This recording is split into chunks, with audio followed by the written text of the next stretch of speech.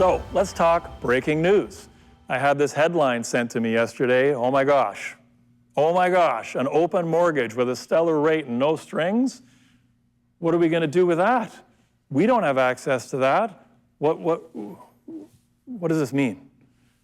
All right, so the first thought is, I think, fear-based. And by the way, it was 4 different people that sent it to me yesterday. 4 people sent me this headline. Oh no, I'm going to lose my clients. I'm going to lose my files. Let's just breathe. Let's take a moment. Let's just think about this. And let's do a little math regarding the clients.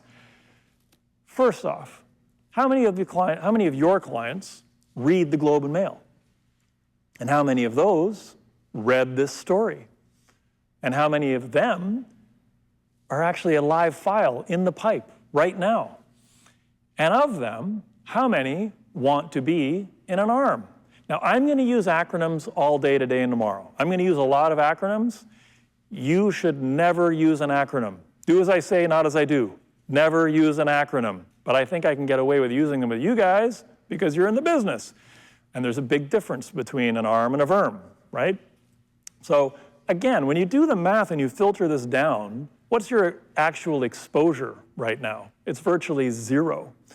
And then do a little math regarding the product. Have you done the penalty math, i.e. 3 months interest? So just off the top of my head, $100,000 mortgage, 1.2%, $1,200 in interest, 3 months interest, $400. So the penalty is $400 per 100,000. Okay, that's the penalty that they're not going to have to pay if they go into this mortgage. You know what your comp is, right? That's a whole section we're going to talk about too, because most people don't know what their comp is. But it's more than $400 per 100,000. You know that much.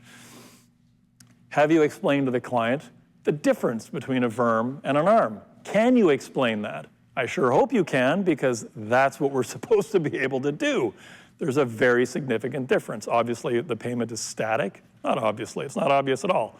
The payment is static in the VERM. No matter where the rate goes, the payment fluctuates with prime where the ARM goes. So that's a big difference. And we have a lender that, well, actually we have 2 lenders now, depending on which network you're in. We have 2 lenders now that offer a static payment variable rate mortgage, which is a very, very big deal for investors in particular, which, by the way, that mortgage isn't available. The open mortgage isn't available to investors anyway.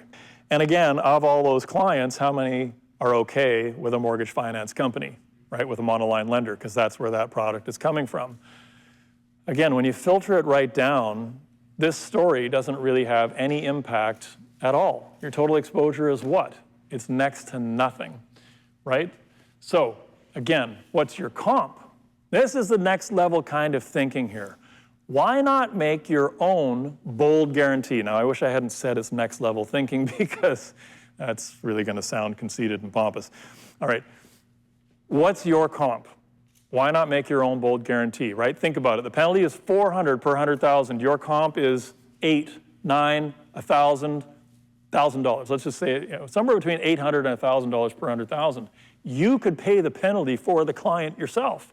You could effectively give the client an open variable yourself if you wanted to. You could make that guarantee. I did. I made it to my clients all the time. Of course there was a string attached. The string was they had to come back to me. So I was getting the second transaction. Even if they hadn't come back to me in the second time and I paid the penalty, I would still only be giving up half the original commission. But instead, I'm getting the full original commission. I'm giving up half of the new commission on the new transaction, right? How many of your clients are sitting there right now in prime minus 0.2, 0.3, 0.4, 0.5, 0.6 variable rate mortgages, adjustable rate mortgages? There should be 0. 0. One of my past clients called me, we got chatting. He's been in a prime minus 0.5 mortgage for the last 2 years. 0.5, he's giving up 70 basis points. That's nuts on $500,000. That's $3,500 a year. That's $7,000. He's paid extra in interest because the broker I referred him to was too goddamn lazy to pick up the phone and call this guy and earn another $5,000 commission. That's your competition out there, by the way. And that wasn't in the script, sorry. Half of something, though, is better than nothing, right? Think about what your client acquisition cost actually is. This is a great opportunity to think about that bold guarantee concept, right? There it is. So what's really happening here with that headline? Fear of something you don't have and likely don't even need.